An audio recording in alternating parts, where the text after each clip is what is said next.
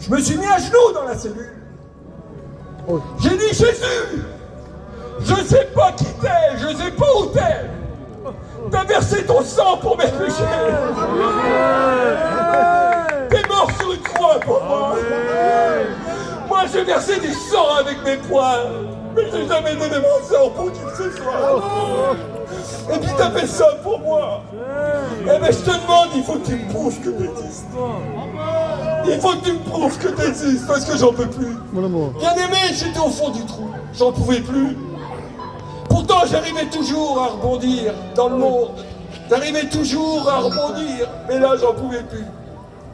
Et puis, dans sa grâce et sa miséricorde, sa grâce, c'est que tu mérites rien, mais tu étais sauvé par grâce.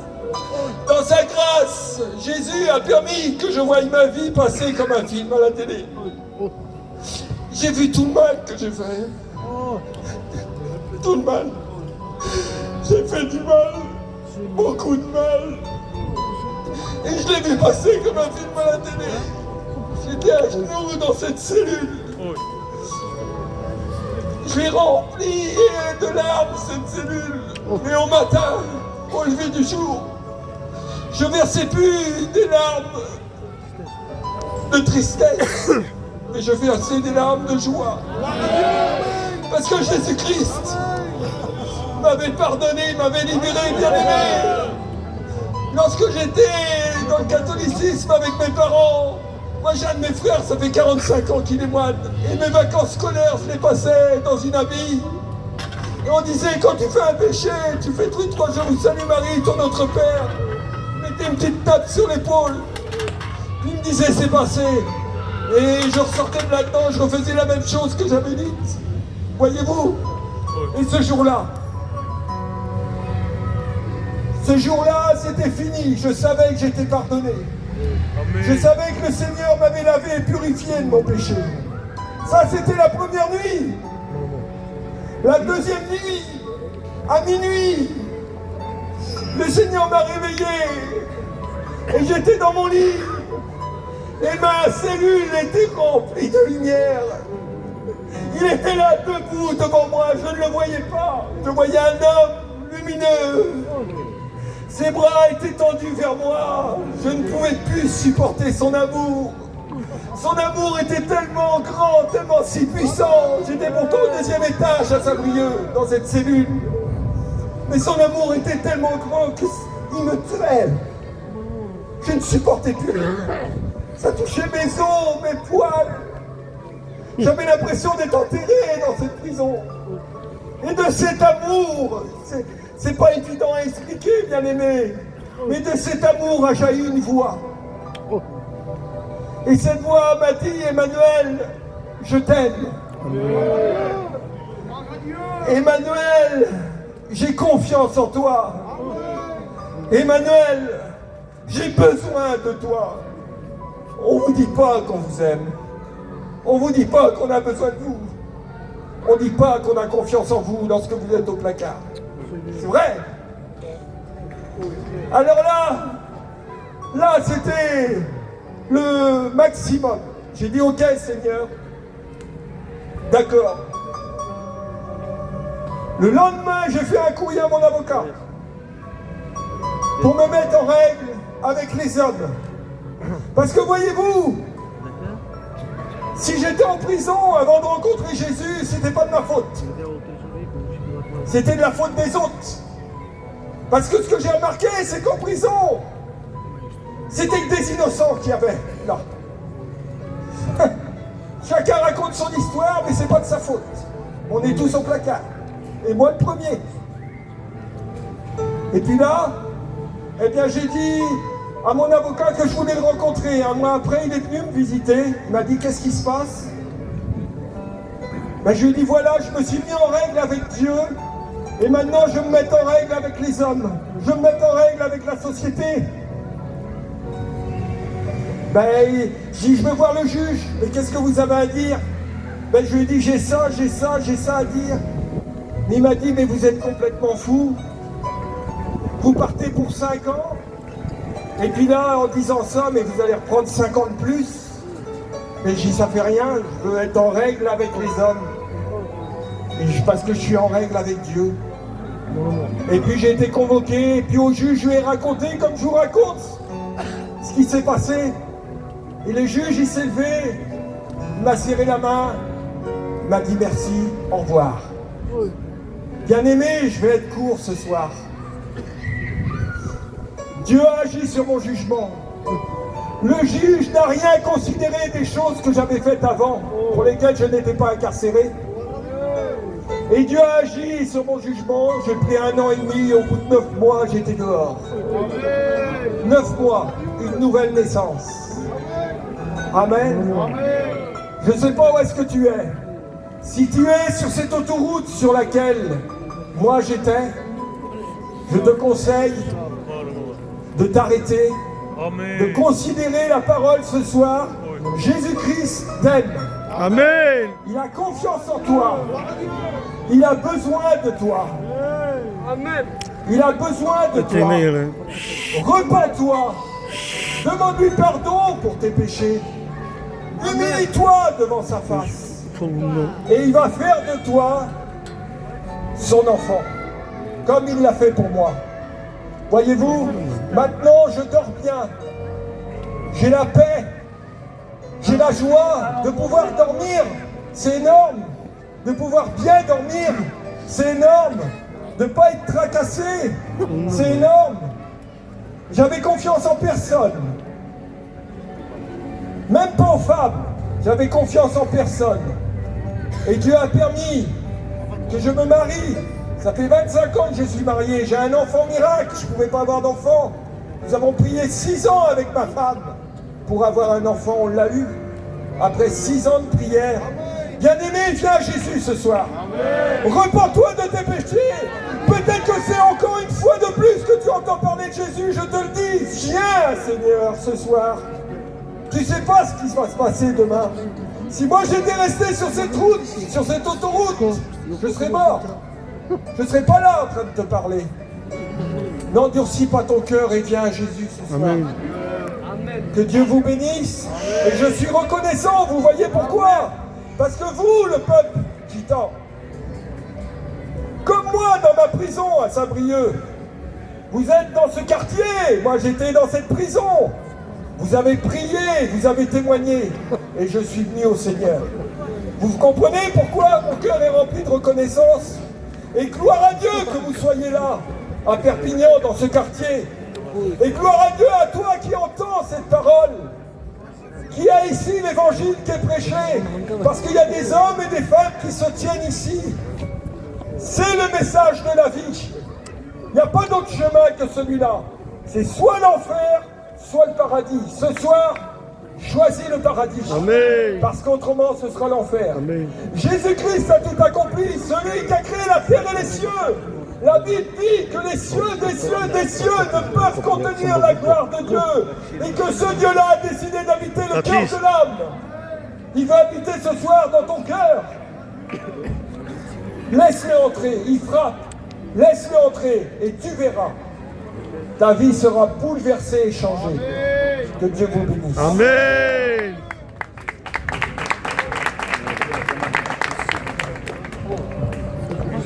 Gloire à Dieu. Non, gloire à Dieu. Vous savez, ça c'est l'amour de Dieu. J'étais assis sur la chaise et j'écoutais le témoignage du frère. Et je pensais que Dieu, dans des belles églises, quand on invoque, il y est.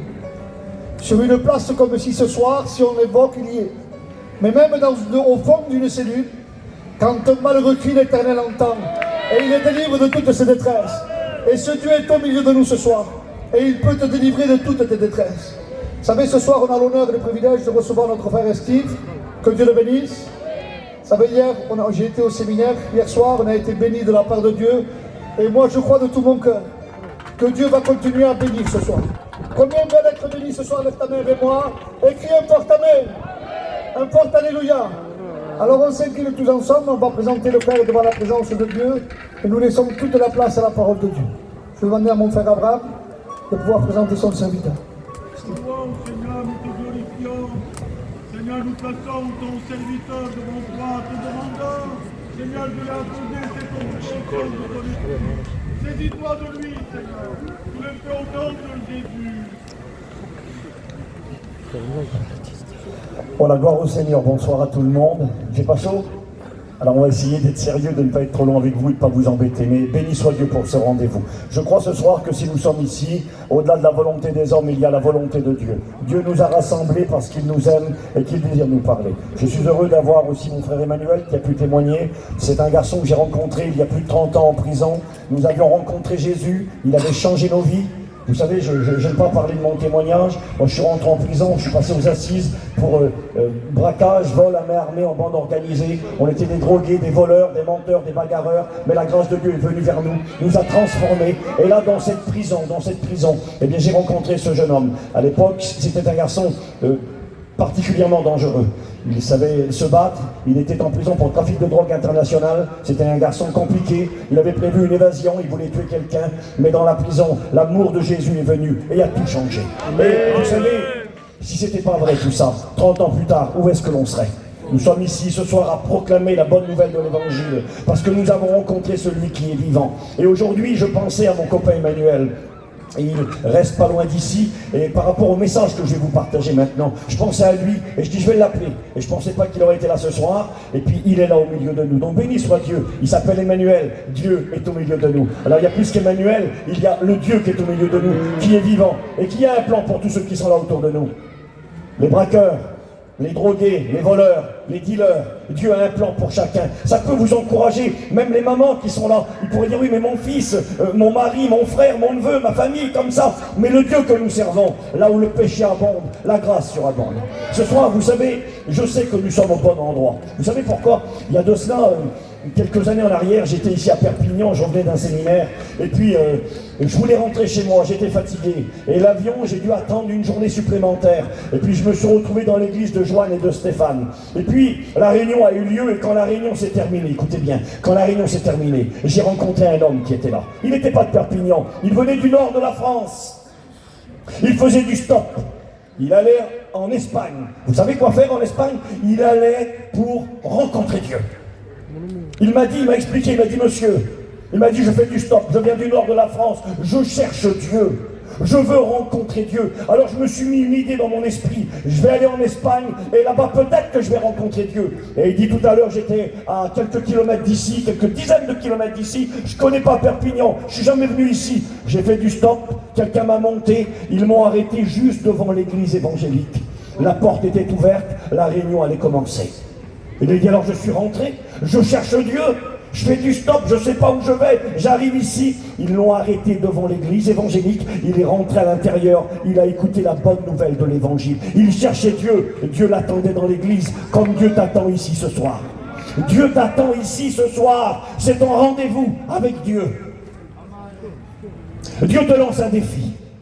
Il est écrit dans le livre de Malachie, mettez-moi de la sorte à l'épreuve, dit l'Éternel, et vous verrez. Si je n'ouvre pas pour vous les écluses du ciel, si je ne réponds pas sur vous la bénédiction, Dieu te lance un défi.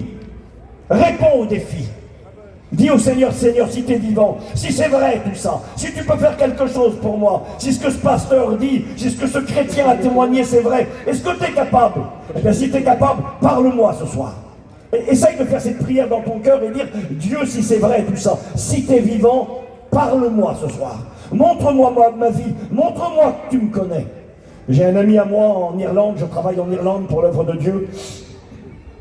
Et cet ami était un trafiquant d'armes, trafiquant de drogue. Dieu sauve tout le monde, mais c'est mon copain, un homme très dangereux.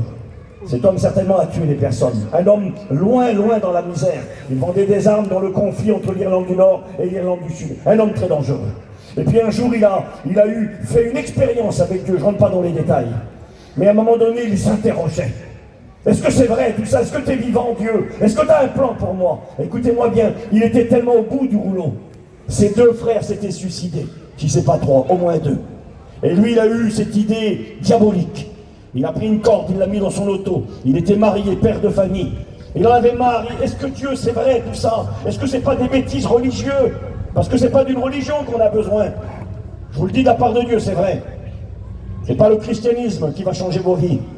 C'est pas le catholicisme, ni le protestantisme. Écoutez, je vous dis la vérité. Ni l'islam, ni le bouddhisme. Une religion ne peut changer personne. Mais si Dieu est vivant, si Dieu existe, alors il est peut-être capable de faire quelque chose pour toi. Et mon copain s'est posé la question. Il a dit, Seigneur, j'en ai marre, mon frère est mort, mon autre frère est mort, on est des trafiquants, on est dans la misère, on a vendu des armes, on a tué des gens, son cœur le condamnait. Et mon copain, il a dit, Seigneur, si tu es vivant, il faut que tu me parles maintenant. Il a pris une corde, il est parti avec sa corde, et il a dit, je me tue aujourd'hui si Dieu ne me parle pas. Fallait que Dieu parle, il faut mettre Dieu à l'épreuve. Je ne vous raconte pas des salades, des histoires. Je le connais, c'est mon ami, il s'appelle Paul Power, il est de Dublin. Et puis il est parti avec sa corde, à l'endroit où il avait décidé de se tuer. Puis là, il a prié, il a dit, Dieu, si tu es vivant et que tu m'aimes et que tu as un plan pour ma vie, il faut que tu me parles maintenant, parce que sinon c'est fini pour moi. Et puis il a vu quelqu'un, et il a regardé sur un mur. Et il a vu des écriteaux. Et il y a des écriteaux ici, c'est écrit sur le mur, là, c'est écrit là-bas. Il a vu des écriteaux, mais lui, il ne sait pas lire. Il ne sait ni lire ni écrire, c'est un gitan. Il a pris en photo ce qui était écrit. Et il a prié avant. Il a dit, Seigneur, si tu es vivant, si tu existes, si tu as un plan pour moi, il faut que tu me parles maintenant, parce que sinon c'est fini, je me tue. Il a pris la photo, et il a envoyé la photo à sa femme. Il a dit, ma femme, dis-moi, qu'est-ce qui est marqué là-dessus? Elle lui a répondu, c'est marqué, je suis vivant et je t'aime. Dieu t'aime, Dieu est vivant et Dieu a un plan pour ta vie. Il faut lancer un défi à Dieu ce soir. Je vais vous raconter l'histoire d'un homme. Je vais être très simple, vous verrez. Son histoire, vous la trouvez dans... Alors, je mets mes lunettes un instant. Je ne vais pas faire beaucoup de lecture. Mais regardez, je vais lire son histoire. Je voulais lire autre chose. Je voulais lire un petit verset dans les psaumes. Alors, dans les psaumes, c'est marqué ça, regardez. Je lis le verset. Psaume 31, verset 10. « Aie pitié de moi, Éternel, car je suis dans la détresse. J'ai le visage, l'âme et le corps usés par le chagrin. Ma vie se consume dans la douleur et mes années dans les soupirs. Ma force est épuisée à cause de mon péché. Mes os dépérissent. » Verset 13. « Je suis oublié des cœurs comme un mort. Je suis comme un mort. Je suis comme un vase brisé. » Il y a peut-être des gens comme ça au milieu de nous ce soir. C'est David qui a écrit cela. Et puis j'aimerais vous parler d'un homme. Et vous allez voir à travers la vie de cet homme, quelque part, je le crois de tout mon cœur, Dieu va vous montrer votre vie, pour quelques-uns de ceux qui sont présents ici dans ce lieu. C'est dans le deuxième livre de Samuel, au chapitre 4, et le verset 4. Il est écrit ceci. Jonathan, fils de Saül, avait un fils. Ce fils était âgé de 5 ans. Il est écrit, son nom était Méphibosheth. Et j'aimerais ce soir vous parler brièvement de ce petit garçon de 5 ans qui s'appelle Méphibosheth. Et vous allez voir quelque part qu'il ressemble à certains des gens qui sont ici, peut-être même à plusieurs d'entre eux. Mais qui est le petit garçon? Il est dit, Jonathan, fils de Saül, avait un fils. Il avait 5 ans, il s'appelait Méphibosheth. C'est qui Saül? C'est qui Jonathan? Jonathan, c'est le prince d'Israël. Saül, c'est le roi d'Israël. Ça veut dire que le petit bonhomme qui a 5 ans, c'est un prince lui aussi. Son père, Jonathan, la Bible parle de lui comme étant un homme bon. Écoutez bien, un homme gentil, un homme vaillant. C'était un homme de guerre, un soldat courageux. Mais c'était aussi un homme qui aimait Dieu. Et le petit bonhomme qui a 5 ans, il a un papa exceptionnel. Il a le papa que tout le monde voudrait avoir. Écoutez-moi, je vous ai dit que Dieu va vous parler, je le crois. Je crois que Dieu va vous montrer votre vie ce soir. Et peut-être que certains vont commencer déjà à se dire, alors Steve, tu t'es trompé d'adresse. Tu es à Perpignan, ici, tu es à la place Cassagne. Ici, il n'y a pas les princes qui sont élevés avec un père qui s'appelle Jonathan et le grand-père Saül qui est un roi. Le petit bonhomme là, il va faire ses premiers pas, vous êtes avec moi, dans le palais du roi. Depuis qu'il est tout petit, il ne connaît que l'abondance. Il a des dizaines de personnes qui s'occupent de lui. Il mange les meilleurs des repas. Et quand il va faire ses premiers pas, il marche dans le palais du roi. C'est un prince. Il a de l'argent. Il est élevé dans le coton. Tout le monde s'occupe de lui. Il s'appelle Méphibosheth, fils de Jonathan. Il vit dans le bien-être. Soyez avec moi. Il vit dans l'abondance. Il est heureux. Il ne manque de rien. Il est l'enfant que tout le monde aurait voulu être.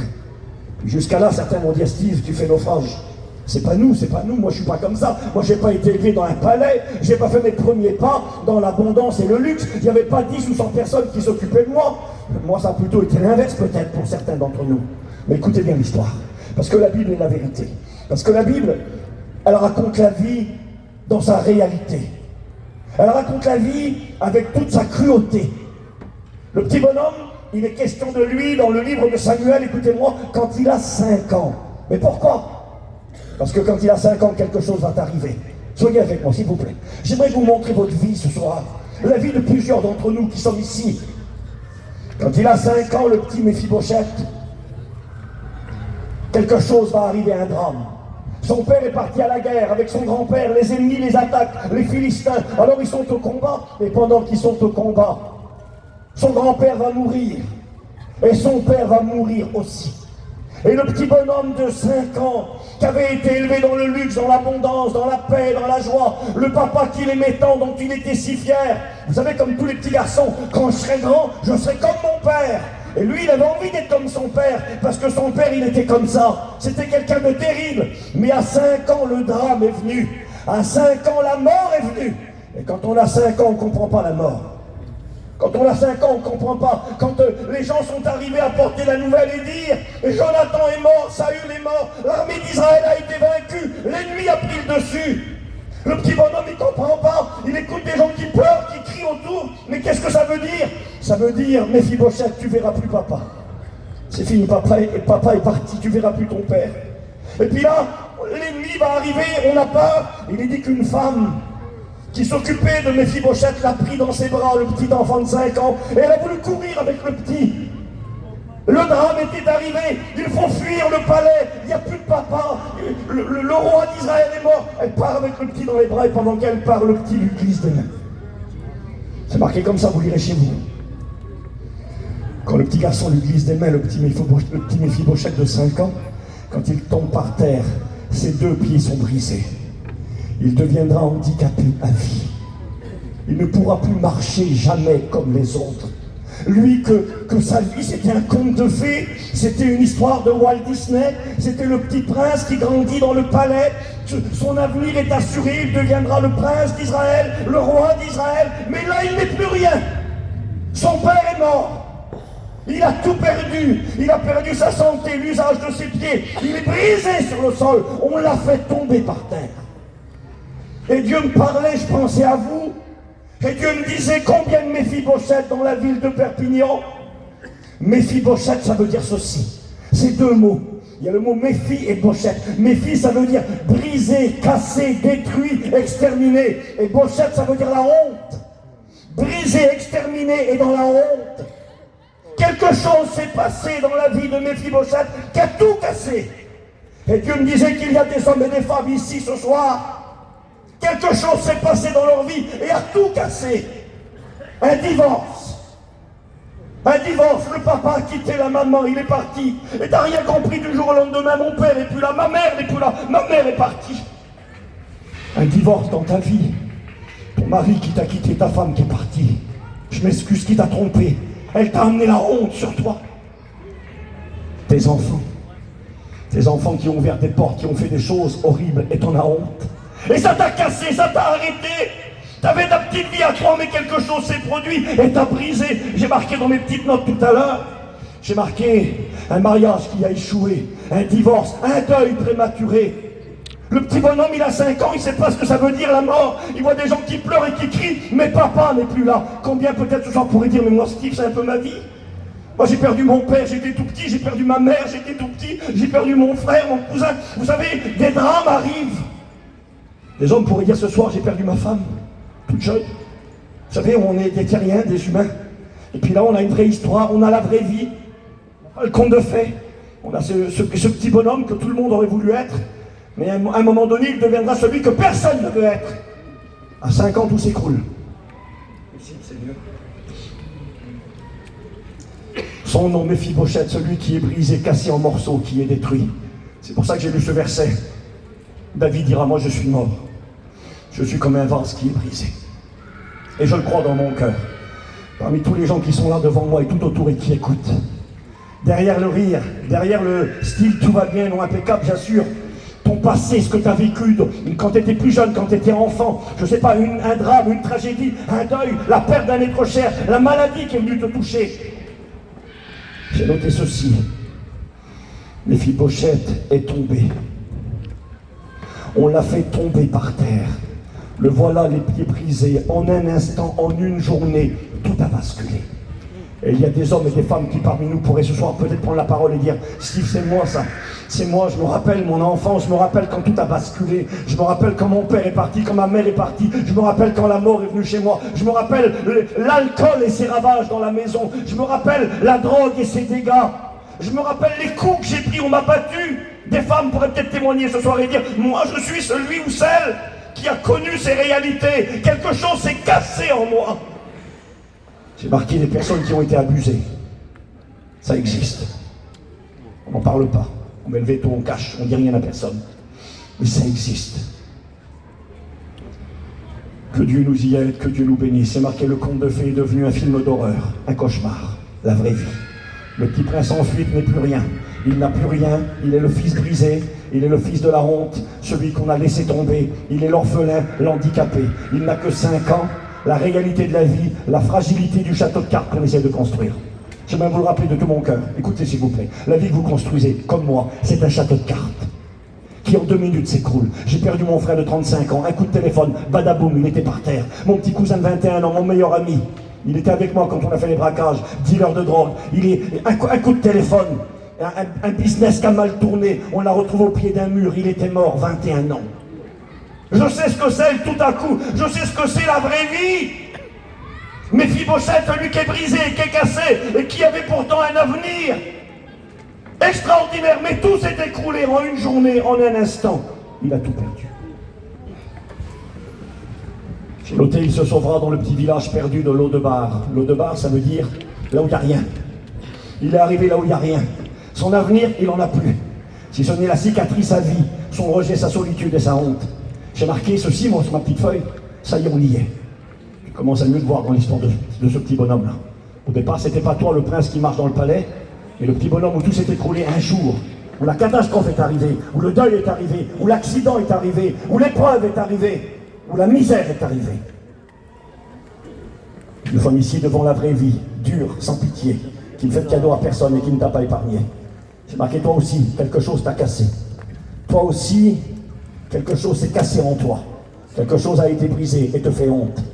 J'ai marqué ton enfance, ton passé, tes actions, ta famille, ton mariage, tes enfants. Quelque chose où quelqu'un t'a brisé et t'a fait tomber. J'ai marqué un divorce, l'alcool, la drogue, la violence, les coups et les abus. Ton deuil, la perte d'un être cher. Tu es comme traumatisé, handicapé à vie. Est-ce que ça existe, ça? Non, ça existe. Je crois que si chacun prenait le temps d'expliquer sa petite vie. Vous savez pourquoi j'ai pensé à mon copain Emmanuel aujourd'hui quand j'ai fait ce message? Parce que vous avez bien compris que dans un témoignage de 10 minutes, on ne raconte pas toute sa vie. Emmanuel, je le connais très bien. On a resté ensemble des années, ensemble en cellule, enfin des mois ensemble en cellule. Un jour, il est arrivé avec nous dans la cellule. Il est venu un jour me voir dans la cellule, il s'est caché dans un coin, parce qu'on n'avait pas le droit d'aller d'une cellule à l'autre. Je me souviens de lui parler de l'amour de Dieu, de lui ouvrir la Bible, de parler de Jésus pendant 3-4 minutes, et il pleurait comme un enfant. C'était pas le gars à pleurer, le monsieur. C'était un bagarreur, il avait été en Thaïlande à prendre la boxe thaï, c'était un garçon méchant. Et puis un bagarreur, c'est pas glorieux, c'est honteux. C'est moi qui le dis, c'est pas lui. Garçon qui était très compliqué. Puis quand il était petit, lui, excusez-moi ce que je vais dire, hein, je le dis, moi, c'est pas lui qui le dit. Il n'a pas grandi comme vous et comme moi. Moi, je viens de nulle part. Mon père, c'était un alcoolique. On était des gens, nous, dans la misère. J'étais un voleur tout jeune. Je conduisais sans permis à 14 ans. Et puis j'ai fini en prison, j'avais 18 ans, mon frère avait 17 ans. Donc j'ai un peu la vie de plein de gens du quartier ici. Et lui, il n'a pas grandi comme nous. Lui, il a grandi, son père était ostréiculteur, il avait des parcs à 8. C'était un garçon, ses parents étaient très riches. Je suis allé dans la maison qu'il possédait, ses parents. Ils avaient une belle propriété là-bas en Vendée. Ses parents étaient des gens, comme le monde dirait, des gens bien. Lui, il a été élevé dans une famille avec des gens bien. Ils avaient une moralité, ils étaient religieux, ils avaient de l'argent. Il était riche, c'était des gens très bien chez lui. Et puis la maladie est venue. Ton père est mort, Emmanuel, tout jeune. Son père est mort. J'ai pensé à lui quand je méditais l'histoire que Dieu me parlait pour vous ce soir. Lui, c'est Méphibosheth, tout va bien, il est le petit prince, il vit dans une belle maison, il y a plein d'argent, il y a papa qui est là, il y a de l'argent qui rentre, ils ont des grands parcs à huîtres. Et puis le père est mort, la maladie est venue sur les huîtres, ils ont fait faillite, ils ont tout perdu, il est tombé dans le milieu de la drogue, il est devenu un délinquant, et la misère est venue, puis il a fini en tôle, et puis tout était détruit. Méphibosheth. Que Dieu nous bénisse, c'est pas grave, c'est rien ça. Vous savez, ça ne me dérange pas, moi je ne suis pas impressionné ici de personne. Moi je viens de la même vie. Et je sais que ce que Christ a fait pour moi, il veut le faire pour eux aussi derrière. Parce que Dieu est vivant. Parce que quand on fait le crâneur et qu'on se crâne, quand on fait celui que tout va bien, mais Dieu qui sait qui on est. Il connaît les Méphibosheth. Il sait ce qui est cassé à l'intérieur. On fait semblant devant les copains, on se crâne, on a les petites baskets de marque, on met son petit, je sais pas moi, les habits d'aujourd'hui, qui sont les jeunes, et puis on fait le malin devant les copains, mais à l'intérieur on est cassé. À l'intérieur, on a eu une misère. À l'intérieur, l'alcool a fait des dégâts. À l'intérieur, notre passé, notre enfance, papa qui se bat avec maman, la guerre à la maison, je sais pas moi, la violence, la misère, les injustices subies, la drogue et toutes ces misères qui viennent, le deuil, la maladie, tout ce que je vous ai dit, et quelque chose s'est cassé à l'intérieur. Et je sais qu'il y a plein de Méphibosheth au milieu de nous. Il y a plein d'hommes et de femmes qui, s'il fallait étaler leur vie, on verrait des vies cassées et brisées parce que la vie ne leur a pas fait de cadeau. Et si j'arrêtais le message là, ça c'est le plus triste de tous les messages. Mais il y a une bonne nouvelle dans ce message. Le petit Méphibosheth qui avait tout perdu, que tout était cassé. Dieu a un plan pour lui. Quand on lit la Bible, je vais essayer de lire, si je peux, dans la parole de Dieu. J'ai marqué, tu commences à te lire cette triste histoire, c'est un petit peu moi, à mon niveau, même si j'ai jamais été un prince, en vrai. Je ne sais pas moi comment vous appelez vos petits-enfants. Généralement, on a des mots gentils pour nos petits. Moi, j'ai mon petit garçon qui est là. Et moi, souvent, je l'appelle petit prince. J'ai mon petit prince, lève-toi mon garçon, lève-toi mon bébé, mon petit prince. C'est mon petit prince, même si je ne suis pas un roi, moi. Eh bien, peut-être que tu as eu une vie au départ, que ça allait, mais quelque chose s'est produit, s'est cassé en toi. Puis j'ai noté ceci. Que Dieu soit béni et glorifié. Je regarde mes petites notes. J'ai marqué, restez là encore un tout petit peu, l'histoire n'est pas finie. Écoutez bien, restez encore un petit peu, l'histoire de Méphibosheth n'est pas finie. Et ton histoire à toi aussi n'est pas encore finie. Ton histoire à toi n'est pas encore finie. C'est marqué dans 2 Samuel, chapitre 9, on va essayer de lire. Il fera comme on pourra. Voilà, on va essayer de lire. D'accord? Regardez l'histoire de Méphibosheth. Celui qui est perdu là-bas à Lo-debar. Celui qui n'est plus rien, celui qui n'a plus rien, celui qui est cassé, brisé, handicapé à vie, rejeté de tous, qui a tout perdu. C'est marqué comme ça. David devient le roi d'Israël. Reste-t-il encore quelqu'un de la famille de Saül? Saül, c'était le grand-père du petit Méphibosheth. Reste-t-il encore quelqu'un de la maison de Saül pour que je lui fasse du bien à cause de Jonathan? Il y avait un serviteur de la maison de Saül qui s'appelait Tsiba. Et on le fit venir auprès de David. Le roi lui dit, es-tu Tsiba? Il dit, oui, c'est moi. Le roi lui dit, y a-t-il encore quelqu'un de la famille de Saül pour que j'use envers lui de la bonté de Dieu?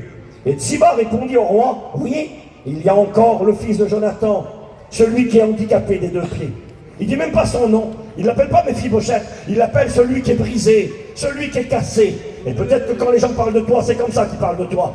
Ils se rappellent de ton échec, ils se rappellent de ta misère, de la honte qui est venue chez toi et sur ta vie. Le roi lui dit, où est-il? Et Tsiba répondit au roi, il est dans la maison de Makir, fils d'Amiel, à Lo-debar, c'est-à-dire là-bas dans le trou perdu, où tout le monde l'a oublié. Le roi David envoya chercher dans la maison de Makir, fils d'Amiel, il lui dit de venir. Et Méphibosheth, fils de Jonathan, je fais vite la lecture, fils de Saül, vint auprès de David. Il tomba sur sa face et se prosterna. Je pense qu'il avait peur. Pourquoi David m'appelle? David est devenu le roi. Mon grand-père voulait le tuer. Qu'est-ce qu'il va me faire? Il avait peur. Il se jette aux pieds de David. David lui dit, Méphibosheth. Il répondit, oui, qu'est-ce que tu veux? Je suis ton serviteur. David lui dit, comme Dieu voudrait te dire ce soir, n'aie pas peur. Je veux te faire du bien. À moi que c'est beau. N'aie pas peur, Méphibosheth. Il avait peur. N'aie pas peur. Je veux te faire du bien. À cause de Jonathan, ton père. Je te rendrai toutes les terres de Saül, ton père. Tu mangeras toujours à ma table. Il se prosterna devant David et dit, mais qui suis-je pour que tu me regardes? Je suis comme un chien mort. Je suis rien. Et le roi appela son serviteur et lui dit, je donne au fils de ton maître tout ce qui appartenait au roi Saül. Saül était riche. Je lui redonne tout. Je lui redonne le palais, je lui redonne l'abondance, je lui redonne des terres, je lui redonne des serviteurs, je lui donne tout. Tu travailleras pour lui, et lui, il mangera à ma table. Et il est écrit, Méphibosheth mangea à la table de David comme l'un des fils du roi. Méphibosheth habitait à Jérusalem, fini Lo-debar, car il mangeait tous les jours à la table du roi. Il était boiteux des 2 pieds. Cette histoire est là pour nous faire comprendre quelque chose. Nous avons un homme qui a tout perdu. Un homme qui est brisé, cassé, que la vie n'a pas épargné, qui avait pourtant bien commencé. Mais la réalité est celle-ci. Quelque chose était cassé, tout était fini, jusqu'au jour où le roi David, et dans cette histoire, je vais faire très vite, dans cette histoire, le roi David est là pour nous rappeler ce que Dieu veut faire pour chacun d'entre vous. David va dire, y a-t-il quelqu'un de la famille de Saül? Je veux lui faire du bien. Je veux lui manifester la bonté de Dieu, c'est-à-dire la grâce, ce que l'on ne mérite pas. Je veux lui faire du bien. On a dit, il y en a bien un là-bas. Celui qui est brisé, qui est cassé dans la honte, dans le trou perdu qu'est l'eau de bar. Il y en a un là-bas. Allez le chercher. Et quand il est venu, il s'est jeté aux pieds du roi. C'est comme ça qu'il faut faire ce soir. Vous voulez vous en sortir? Jetez-vous aux pieds du roi. Amen. Devant le roi, il a dit, je ne suis qu'un chien, je suis rien. David lui dit, ne dis pas, je suis un chien. Tu vas manger à ma table tous les jours. Je vais te restituer, je vais te rétablir, je vais te renouveler, je vais te donner, je vais t'accorder, je vais te relever, je vais te donner une vie nouvelle. Tout semblait fini, tout semblait perdu, mais j'ai des projets pour toi. Ce n'est pas fini. Et Dieu aimerait vous dire ce soir, au Méphibosheth, que la vie n'a pas épargné, que le péché n'a pas épargné. Il aimerait vous dire, ce n'est pas fini pour vous. Et j'ai encore un projet pour vous. Je veux t'inviter à ma table, dit le Seigneur. Je mangerai avec toi. C'est marqué dans Apocalypse 3, verset 20. Voici, je me tiens à la porte et je frappe. Si quelqu'un entend ma voix et ouvre la porte, j'entrerai chez lui, je souperai avec lui et il soupera avec moi. Il veut t'inviter à sa table. Tu peux t'approcher de Dieu, s'asseoir à la table de Dieu. La table est pleine de nourriture, tu peux te rassasier. Dans cette nourriture, il y a la délivrance de ton péché. Il y a la paix pour ton âme. Il y a la guérison pour ton cœur cassé.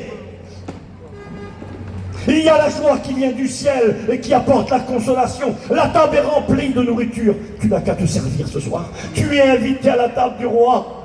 Et il est écrit qu'il va répondre à l'invitation. Il va quitter l'eau de bar. Tu n'es pas obligé de rester dans ta misère.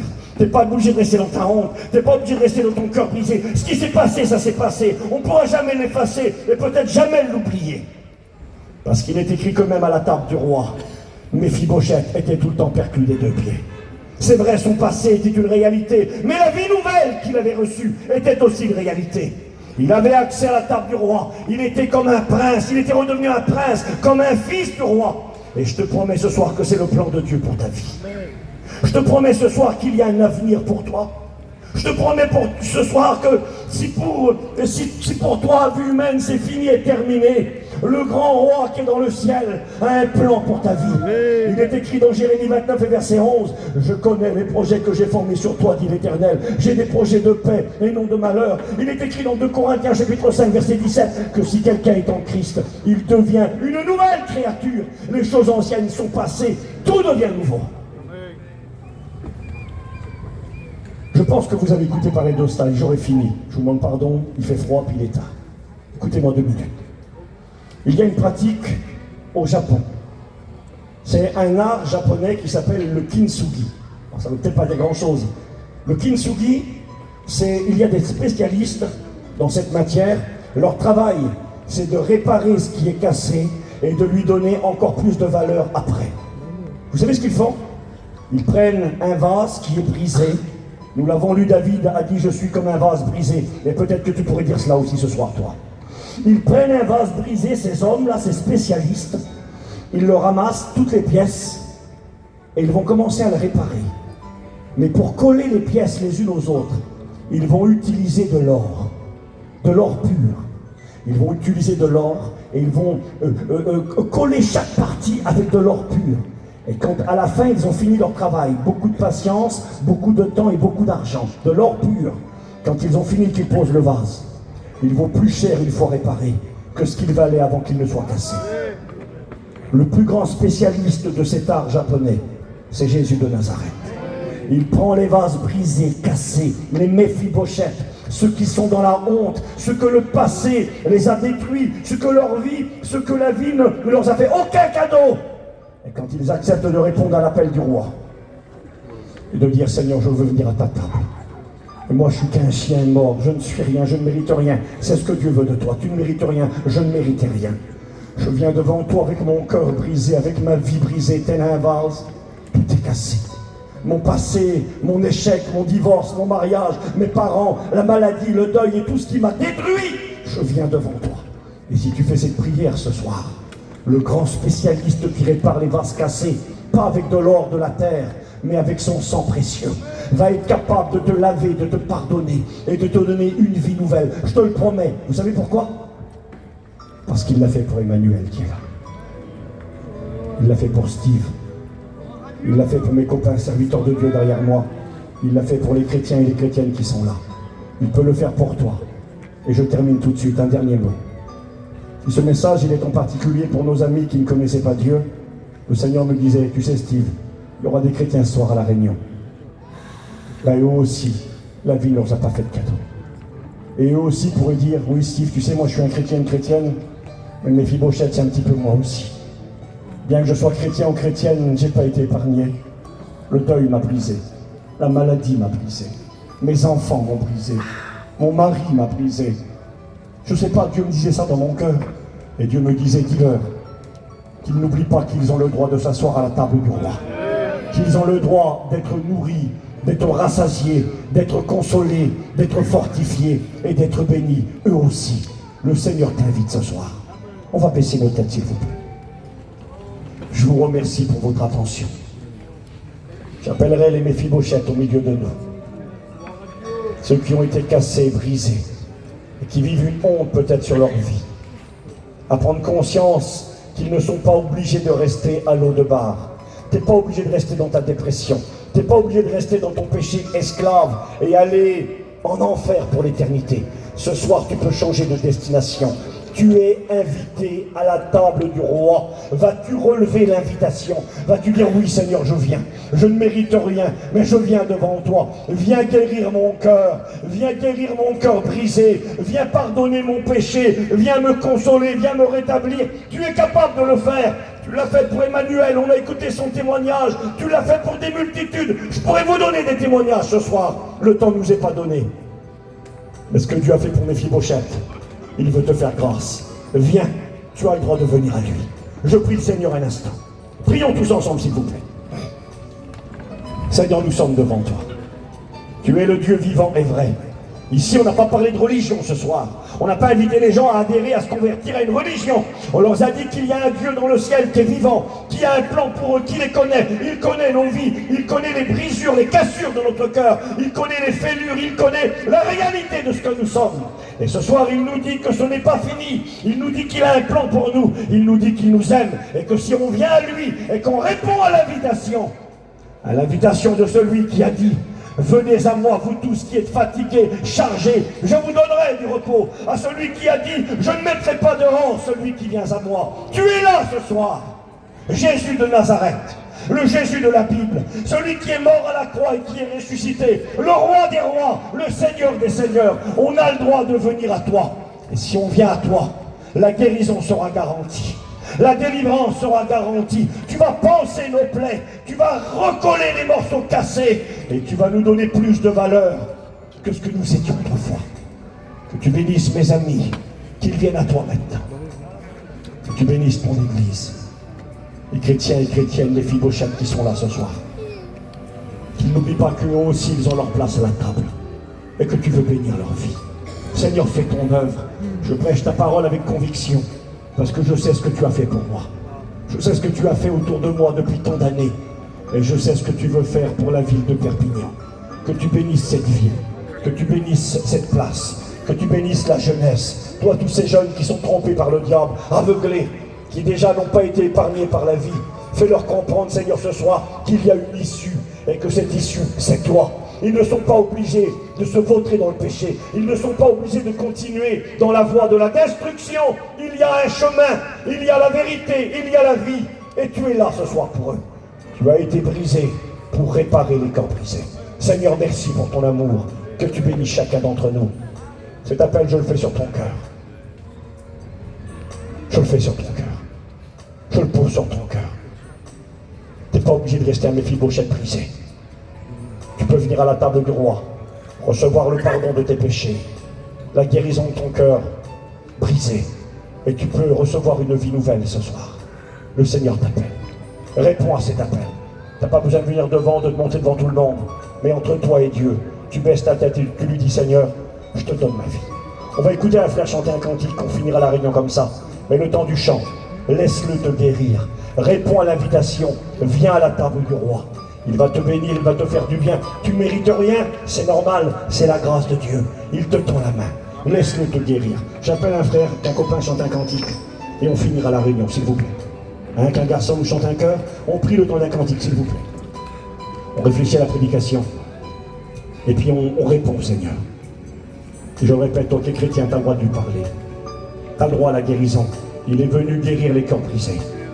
Il est venu proclamer aux captifs la délivrance. Il est là pour toi. Le temps du cantique, s'il vous plaît. Vous priez et la réunion se terminera. Mais en 3 minutes, c'est suffisant pour qu'il vienne et qu'il transforme ta vie. Priez le Seigneur.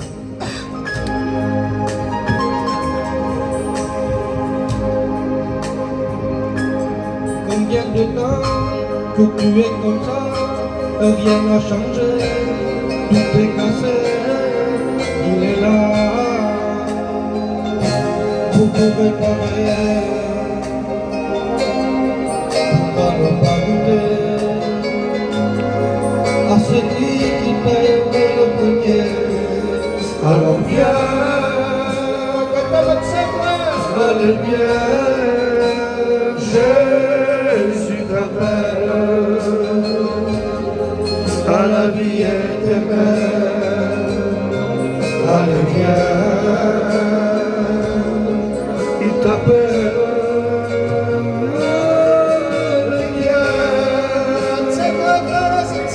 Allez viens, allez viens, Jésus t'appelle à la vie éternelle. Allez viens, il t'appelle. Sur une croix, il est monté, oui c'est pour toi, parce qu'il t'aimait, son sang a coulé, il est humilié, il a été rabaissé, le 3e jour il est ressuscité. Alors viens, allez viens, Jésus t'appelle à la vie éternelle. Allez viens, il t'appelle. On va terminer par la prière. Je vais demander un frère qui vi può pregare. Il frère Olson, qui si può pregare. Merci de ta parole, Seigneur. Ta parole est merveilleuse, Jésus. Ta parole est celle qui fait du bien. Oui, Seigneur. Malgré, Seigneur, tous les que les hommes. Mais celui qui guérit, c'est toi. Amen. Celui qui délivre, c'est toi. Merci de ce que tu veux. C'est pour Gloire cela à que Dieu. je veux t'adorer. Je veux te glorifier, Jésus. Amen. Béni soit Dieu. Amen. Que Dieu soit béni. Est-ce que vous avez été bien ce soir? On a été bien autour de la parole de Dieu. Maintenant, j'aimerais